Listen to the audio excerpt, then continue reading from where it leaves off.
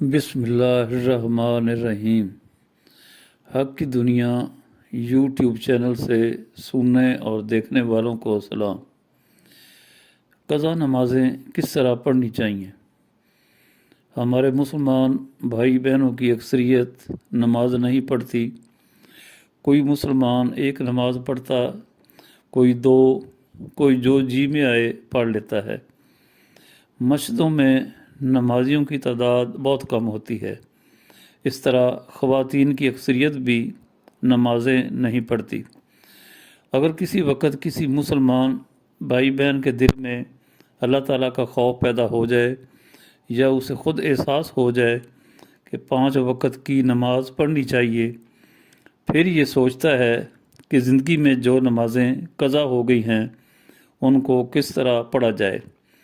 उनकी रहनुमाई के लिए क़ज़ा नमाज पढ़ने का तरीका बताने जा रहा हूँ, गौर से सुनें। आपसे दरख्वास्त है, चैनल को सब्सक्राइब, घंटी के निशान को क्लिक करें। वीडियो अच्छी लगे इसे लाइक और शेयर भी करें। जिस मुसलमान भाई बहन की नमाज क़ज़ा हुई है उसे चाहिए कि अपनी इस गफलत पर अल्लाह के सामने आजिज़ी और पूरे खुलूस के साथ नदामत का इजहार करते हुए माफ़ी तलब करे और फौरी तौर पर नमाज की बाकायदा अदायगी शुरू कर दे। तर्क नमाज एक बड़ा गुनाह है और किसी भी मुसलमान को अपनी नमाज़ों और दीगर फ़र्ज़ इबादत के मामले में इस कदर गाफिल नहीं होना चाहिए। अल्लाह के रसूल सल्लल्लाहु अलैहि वसल्लम का इरशाद है कि नमाज तुम्हारे ईमान की बुनियाद है। एक और हदीस पाक में हजूर सल्लल्लाहु अलैहि वसल्लम ने फरमाया, मुसलमान और काफिर में फ़र्क नमाज का है। मुसलमान खा कहीं भी हो और किसी भी हालत में हो, अगर वो अल्लाह को मानता है और हजूर सल्लल्लाहु अलैहि वसल्लम के पैगाम पर यकीन रखता है, तो इस बात का लिहाज किए बगैर कि वो किस मुल्क में है, किन लोगों के दरमियान है, उसे अपनी इबादत का बाकायदगी से एहतमाम करना चाहिए। नमाज को छोड़ने का कोई जवाज़ नहीं।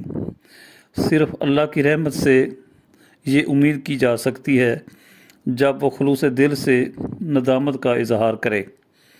इसके अलावा उसे नफल नमाज़ों की अदायगी भी करते रहना चाहिए। और जो बात ऊपर बयान की गई है वो एक नुक्ता नज़र है। बाज़ फ़ुक़हा के नज़दीक क़ज़ा नमाज़ों की अदायगी मुमकिन है।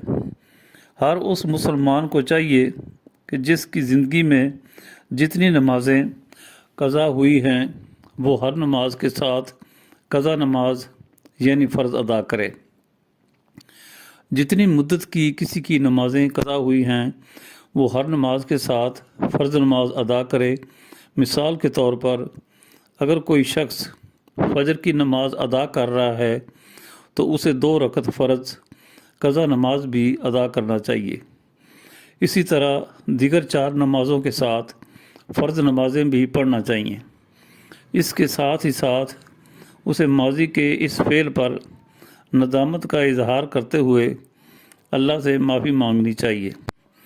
आप जो भी अदायगी नमाज का तरीका इख्तियार करें, उसके साथ ये ज़रूरी है कि इस सारे अमल में खुलूस के साथ अपनी गफलत या कोताही पर माफ़ी और मुस्तक़बिल में पाबंदी के साथ नमाज की अदायगी बुनियादी अहमियत रखती है। उम्मीद है आपको वीडियो पसंद आई होगी। इसे सब्सक्राइब और लाइक और शेयर भी करें। शुक्रिया। अल्लाह हाफ़िज़।